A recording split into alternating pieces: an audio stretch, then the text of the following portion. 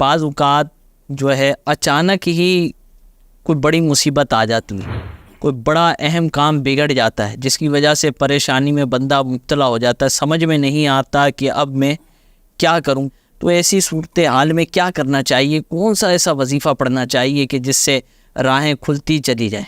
بالکل بجا فرمایا آپ نے، اور اس طرح کی صورتحال زندگی میں آ جاتی ہیں، گھریلو حوالے سے، معاشی حوالے سے، کاروباری حوالے سے، خاندانی حوالے سے، تو یہ اس طرح کے معاملات بعض اوقات ہو جاتے ہیں۔ ایک ایسا وظیفہ میں عرض کرتا ہوں جو ہمارے آقا صلی اللہ تعالیٰ علیہ وآلہ وسلم نے ارشاد فرمایا کہ یہ وظیفہ کرو۔ حضرت ابو ہریرہ رضی اللہ تعالیٰ عنہ سے روایت ہے کہ پیارے آقا صلی اللہ تعالیٰ علیہ وآلہ وسلم نے ارشاد فرمایا کہ جب تم میں سے کسی پر بڑی مصیبت آ جائے نا تو وہ یہ پڑھے، حسبنا اللہ ونعم الوکیل، حسبنا اللہ ونعم الوکیل، حسبنا اللہ ونعم الوکیل۔ یہ کثرت کے ساتھ آپ پڑھتے رہیں انشاءاللہ الکریم وہ مصیبت، وہ پریشانی، وہ تکلیف میں مبتلا ہونا سب دور ہو جائے گا۔ اور یہ وظیفہ ہمارے آقا صلی اللہ علیہ وآلہ وسلم نے ارشاد فرمائے۔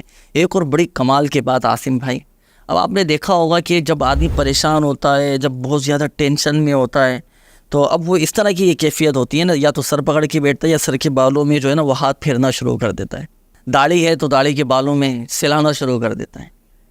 حضرت عائشہ صدیقہ رضی اللہ تعالیٰ عنہ فرماتی ہیں کہ پیارے آقا صلی اللہ علیہ وآلہ وسلم پر جب غم کی کیفیت طاری ہوتی تو اپنا دستے مبارک سر کے بالوں میں پھیرتے، داڑھی مبارک کے بالوں میں پھیرتے اور گہرا سانس لیتے اور کیا پڑھتے؟ حسبی اللہ ونعم الوکیل۔ تو یہ وظیفہ اللہ کرے اگر ہم پڑھنے والے بن جائیں نا تو سنت مبارکہ پر بھی عمل ہو جائے گا، اس وظیفے کی برکتیں حاصل ہوں گی۔ بلکہ پیارے آقا صلی اللہ علیہ وآلہ وسلم نے اس وظیفے کے متعلق یہ بھی ارشاد فرمایا جو میں نے عرض کیا نا، ہم پڑھیں گے تو حسبنا اللہ ونعم الوکیل، وہ حدیث پاک کے وہ الفاظ تھے کہ حضور علیہ الصلوۃ والسلام حسبی اللہ پڑھا فرماتے تھے۔ اچھا، اس وظیفے کے متعلق فرمایا کہ یہ ہر خوف زدہ کو امان ہے۔